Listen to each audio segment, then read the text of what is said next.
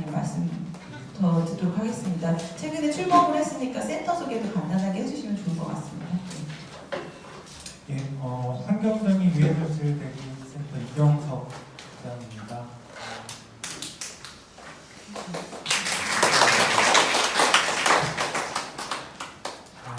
지난 2월에 저희가 이제 센터라는 이름으로 발족을 했는데요.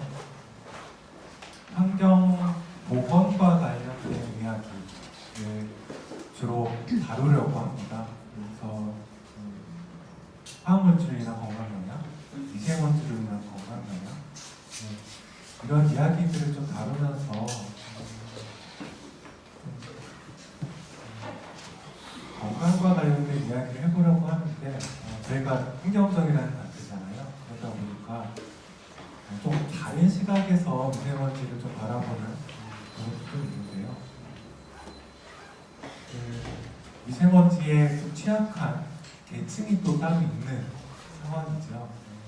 뭐 기사에도 좀 많이 나오긴 했지만 외부에서 일을 하는데 마스크를 쓰지 못하는 서비스 직종의 분들이라든지 아니면 실내에서 실제 일을 하는데 일하는 데가 파고 앞이에요. 조리를 해야 되면은 결국 거기서 나오는 유해한 또 대기물질을 마시게 되죠.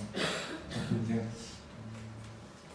미세먼지, 대기와 관련된 부분에 있어서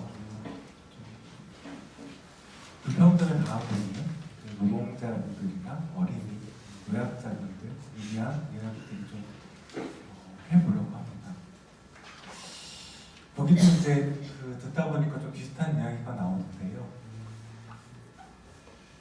위험의 외주화라고 하지요. 위험의 외주화가 모 대기업에서 자기는 이제 위험한 일을 하기가 싫은 거예요. 그러다 보니 위험한 일을 밖으로 이제 돌리게 되었고요. 현재 아까 말씀하셨지만 규제를 통해서 미세먼지나 뭐 대기를 줄이는 거는 급격하게 줄이기는 사실 힘든 거는 맞는 것 같아요. 그러다 보니까 대기오염물질을 배출하는 시설들이나 이런 공장들을 국외로 외주화를 시키고 있는 게 현재 상황인 것 같습니다. 지금 갖고 있는 그 물건 중에 메드 인 차이나가 없으신 분 아마 안 계실 거예요.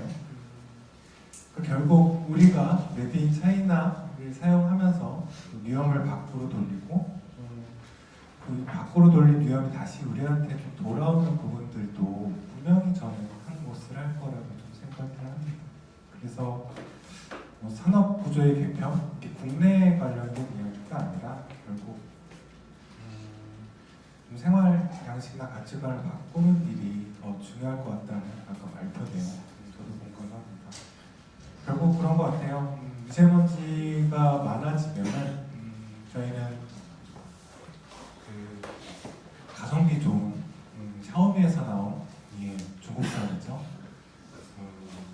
미세먼지를 걸러내는 공기청정기를 중국에서 사옵니다. 그럼 또 중국에서 미세먼지가 만들어지겠죠. 필터도 2만 원 정도 하는 것 같아요. 15,000원에서 2만 원 사이. 그게 또 들어오려면은 배를 타든지 비행기를 또 타야겠죠.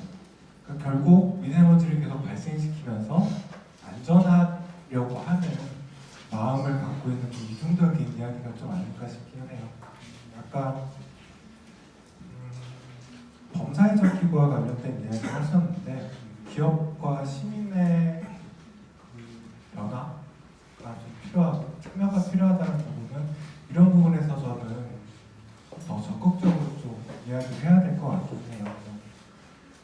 위험의 외주화해서 뭐 중국에 그걸 다 맡기고서 판매를 하는 게 그리고 뭐 수입을 해서 판매를 하는 게 정말 맞는 건지 고민이 되고 아까 1톤 차량 소형 화물 차량 그 경유차 비율 관련돼서도 잠깐 말씀을 해주셨는데 왜 1톤 화물차 경유차는 전기차가 안 나오는 걸까요?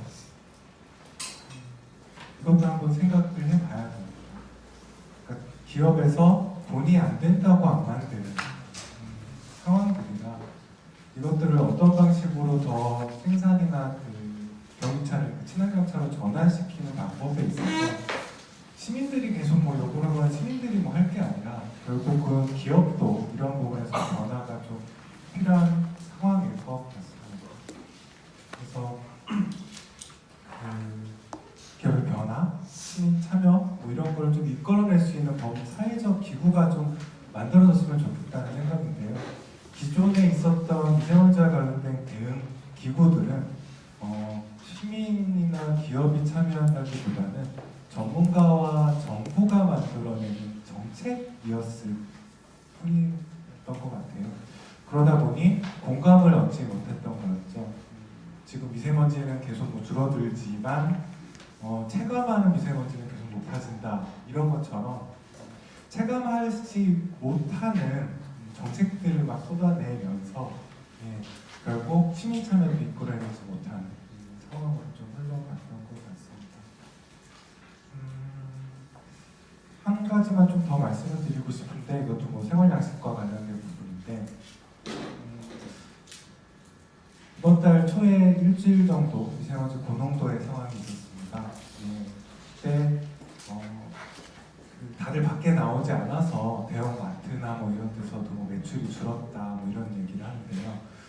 매출이 늘었던 직종이 딱 하나가 있었어요. 뭘까요? 마스크도 늘었어요. 마스크도 거의 뭐 1년치를 한꺼번에 팔았다는 기업도 있는 것 같더라고요. 근데 급격하게 늘었던 게 배달이었어요. 밖에 나오지 않고 음식을 시켜 먹는 거죠. 근데 음식을 시킬 때 배달을 뭘로 할까요? 오토바이로 하죠. 그 오토바이도 미세먼지의 주 배출원입니다. 우리는 미세먼지를 피하기 위해서 미세먼지를 계속 만들어내는 생활을 하고 있는 거라서 그런 부분에 있어서는 여기 좀 와주신 분들도 좀 생활이나 이런 부분들에 있어서 정말 작게나마 할 수 있는 것들을 함께 고민해 주시는 것도 좋을 것 같습니다. 감사합니다. 저는 깊이 생각을 하지 못했는데 위험의 외주와 관련해서 국내뿐만이 아니라 국내 노동자들뿐 아니라 외국으로 아예 외주하는 경우나 또는 미세먼지를 피하기 위해서 계속 미세먼지를 만들어낼 수밖에 없는 이런 상황 이런 것들에 대해서 정말 좋은 지적을 해주시는 것 같습니다. 다음은 지속가능 청년 네트워크 청년 수기 집행위원인 왕진님께서 토론을 해주시겠습니다. 네, 안녕하세요. 저는 지속가능 청년 네트워크의 왕진이라고 합니다. 저는 세미나나 포럼은 되게 많이 배우려고 많이 와봤지만 희망자로서 참여하는 건 처음이어서 지금 사실 너무 떨립니다. 하지만 팀원 중 미세먼지에 대한 분노가 가장 많은 사람으로서 참여하게 된 것 같아 매우 영광이라고 생각합니다. 네, 지속가능 청년 네트워크가 너무 이름이 길어서 이하 지청넷으로 하도록 하겠습니다. 저희 지청넷은 현재 기후변화의 피해자이자 20년 뒤 기후변화 가해자가 되지 않기 위해 청년 세대의 목소리를 모아 지속 가능성을 기반으로 한 청년들의 발언대 역할을 하는 플랫폼을 만들어 가고 있습니다. 물론 비영리 단체고요. 특히 이번 포럼 주제의 2050 시나리오와 관련하여 지청넷도 2050 청년 수기 시나리오를 청년 입장에서 1년 동안 수기하고 있는 과정에서 오늘 많이 배울 수 있었던 시간이었던 것 같습니다. 현재 30년 뒤 저희는 한 50, 60대 정도가 될 것 같습니다. 그리고 그 50, 60대가 될 때까지 그 긴 세월을 살아갈 저희에게는 이 과정들이 먼 이야기가 아니라 당사자 시나리오임을 말씀드리고 싶습니다. 저는 기후변화와 미세먼지 문제는 에너지 정책과 떨어져서 생각할 수 없다고 생각합니다. 그래서 저희가 작년 12월부터 올해 1월까지 진행해온 제3차 에너지 기본계획 워킹그룹 권고안에 대한 제3차 에너지 기본계획 청년 권고안을 바탕으로 토론을 좀 발제해보고자 합니다. 크게 미세먼지의 원인인 수송 부분과 에너지 소요 및 공급에 대한 대책, 더 나아가서 일자리에 대해서 작업을 하였습니다. 이 발제에 앞서 대부분은 여러 목표에 대한 로드맵을 요구하는 것과 적극적인 수치를 요구하는 것이 주입니다. 구체적으로 먼저 수송 대책 부분입니다. 저희가 이 권고안 작업이 거의 10장 정도로 했었는데요. 오늘 시간이 짧아서 2장 정도로 하다 보니까 되게 비약이 있을 수 있어요. 그래서 좀 요약해서 말씀드리자면 먼저 수송 대책 부분입니다. 첫째, 전기차 공급에만 집중하는 것이 아닌 시대적 요구에 맞춰 경유차 퇴출 로드맵이 마련이 요구되어야 한다고 생각합니다. 이 같은 조치를 반영하여 워킹그룹 안에 20년 이후의 연비 목표를 수립하고 중대형차 대상 평균 연비 기준 및 온실가스 배출 기준을 도입하겠다라는 표현을 온실가스 및 미세먼지 배출 기준을 마련하여 점차적으로 경유차의 단계적 퇴출 로드맵을 마련하겠다와 같이 변경되어야 하는 것이 적합한 것 같습니다. 둘째, 전기차의 보급 계획에 맞춰 현실적이고 실질적인 인프라를 구축해 나가야 하는 것이 먼저입니다. 워킹그룹만은 수송 분야에서 전기차의 획기적인 보급 확대인 2030년대까지는 300만 대, 2040년까지는 500에서 1000만 대의 계획을 발표하였습니다. 그러나 전기차 보급 확대가 수송 교통 분야의 에너지 계획의 전부여서는 안 됩니다. 현실적으로 지금 전기차 계신 차주 분들도 실질적인 인프라가 구축이 되지 않아서 매우 불편하신 상황도 있을 텐데 앞으로 이런 인프라까지 고려하여서 해야지만 이 전기차와 친환경차 보급이 좀 더 제대로 이행될 수 있을 것 같습니다. 더불어 2021년부터는 매우 엄격한 연비 목표 수립과 함께 차량 운행 금지, 친환경차 의무 판매 비율 도입 등도 선행되어야 할 것입니다. 다음은 에너지 수요 및 공급 대책 중 수요 관리 부분입니다. 우리나라 1인당 전력 소비는 일본보다 32%, 독일보다는 60%가 많은 상태로 과소비가 만연해져 있습니다. 이런 에너지 과소비 문화를 바로잡을 정책 또한 제대로 준비되어 있거나 이행되지 않습니다. 경제 구조적 특성에 따라 소비가 지속적으로 증가하고 있으며 여전히 선진국 대비 에너지 저효율 소비 구조가 지속되고 있습니다. 현재 소요 관리 면에서는 효율화 사업은 만족스럽지는 않지만 상대적으로 활발히 진행 중입니다. 하나 이와 더불어 에너지 절약의 규제 부분 또한 진행되어야 합니다. 소요 관리 규제 부분의 형식적 측면만 맞추는 것이 아니라 소요 문가의 가치를 실현할 수 있는 실질적인 측면에서 제대로 실천적 지원이 담보되어야 할 것입니다. 마지막으로 수요 감축 측면에서 에너지 효율화 측면과의 강한 연계로 산업시설의 설계와 운영 부분의 개선이 필요하며 전력 가격 현실화에 대한 논의도 진행되어야 할 것입니다. 다음은 공급 부분입니다. 공고안은 3개의 시나리오를 제안하였으나 시나리오에 대한 로드맵과 중간 목표가 없는 것은 없습니다. 어떤 방향으로 정책을 진행하고자 하는지 확인이 힘듭니다. 그러면 재생에너지 목표치에 따라 현장 및 지역에서 무엇을 어떻게 진행해야 할지의 계획이 서지 않을 것입니다.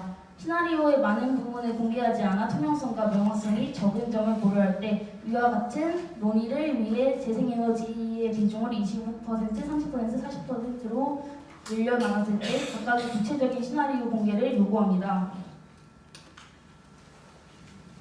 더 나아가 저희는 지난 10월 채택된 IPCC 1.5도 특별 보고서의 내용을 고려하여 사회적 재난이 된 미세먼지를 고려할 때 지금보다 적극적인 수치를 요구합니다. 이에 따라 2040년에는 50% 이상에 이르는 재생에너지 발전 비중 목표를 요구하며 달성을 위해 추가적으로 과제들을 마련할 것을 요구합니다. 또 전력 믹스의 전환을 넘어 전체 에너지 믹스의 전환을 추진하겠다는 서두의 내용과는 달리 가스, 열, 수소 등 다양한 에너지원의 확대 보급 방안과 제도는 공급 내용에 다뤄지지 않고 있습니다. 재생에너지 등 변동성 자원이나 LNG 등을 이용하여 기저부하로서 활용할 방안은 없는지 검토되어야 할 것입니다. 정부가 에너지 전환을 천명했으나 정부만이 할 수 있는 것이 아니라 지역과 함께 나아가야 합니다. 지역 혹은 여러 부처의 제도들로 인해 오히려 재생에너지 설비의 설치가 막혀있는 상황입니다. 이러한 중소형 재생에너지 설비의 설치 제한 문제로 인해 새만금 사업과 같은 대형 재생에너지 보급 사업에 의해 에너지 전환의 향방이 결정될 위기에 처해 있습니다. 따라서 이러한 세부 제도의 개선이 동반될 것으로 보입니다. 마지막은 에너지 전환 일자리 부분입니다. 에너지 전환은 에너지 정책이 산업 정책으로 보는 관점이 있기에 에너지 전환은 경제 성장의 대안이 동시에 청년 세대에게 새로운 길을 열어줄 기회가 될 것으로 보입니다. 더 이상 시공을 하며 단기 시공 인력을 대량으로 창출했다는 것을 일자리 창출의 성과로 제시해서는 안 됩니다. 에너지 전환을 주축으로 한 우리나라의 에너지 분야는 비전을 열심히 제시하고 있지만 국내 에너지 산업으로 나아가려는 청년들에게는 산업과 일자리가 기대에 미치지 못하고 있습니다. 가령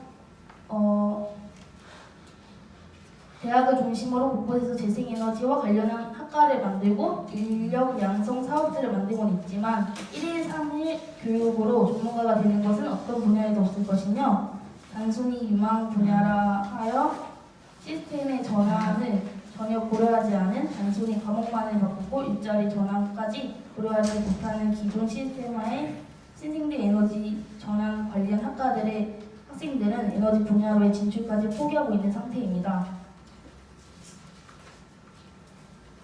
저희가 이제 일자리 관련된 부분은 아무래도 청년 입장에서 더 고민을 많이 해봐야 되는 과정 같아서 좀 더 1년 동안의 수기 과정을 거쳐서 구체적으로 한번 제안을 해보도록 하겠습니다. 이 에너지 워킹그룹 권고안은 부제목이 지속가능한 번영을 위한 대한민국 에너지 비전 2040 워킹그룹 권고안이었습니다. 하지만 지속가능한 번영의 관점이 우리 청년이 지향하는 것과 다르다고 생각합니다. 권고안은 지속가능한 번영을 이야기하면서도 소유관리, 원자력, 석탄화력 그리고 재생에너지 비중에서 그리고 경유스탑처럼 현재 번영에 더 신경 쓰고 있습니다. 미래의 번영을 위해서는 앞서 지적한 내용들을 덧붙여 변화에 따른 사회 전반적인 적응이 논의되어야 합니다. 기후변화와 에너지 전환이 가져올 변화를 고려하여 산업부터 취약계층까지 적응에 대한 정책과 대비가 필요하다고 생각합니다. 저희 청년 공고안은 30여 명의 선배 청년과 또래 청년들과 함께 오프라인 수기 과정을 거쳤고 그리고 온라인에서 많은 분들의 동의 작업을 받았습니다. 그리고 이에 따라 4월로 미뤄진 3차 애기본에 저희 작업이 위견 수렴 되길 바라며 현저부에 4, 50건 정도 건의를 했습니다. 지금까지 무거운 이야기를 했지만 미세먼지와 기후변화, 환경 문제에 관심 있고 변화를 위해 노력하는 청년들이 꽤 있는 것 같습니다. 하지만 여러 환경 문제 아까도 중국발에 관한 20대 생각 그런 거를 보면서 되게 무기력해질 때도 굉장히 많은 것 같습니다. 하지만 그럼에도 지청내에서는 우리 당사자 시나리오를 위해 작업해 나갈 것이니 많은 관심과 응원 부탁드립니다.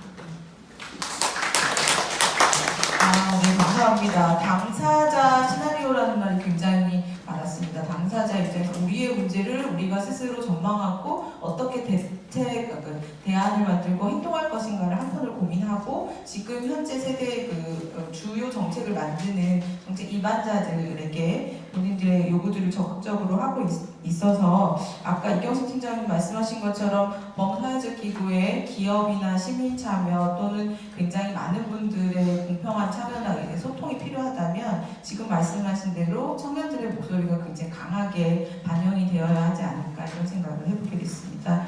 그러면 시간이 저희가 그렇게 많지는 않지만 그래도 앉아서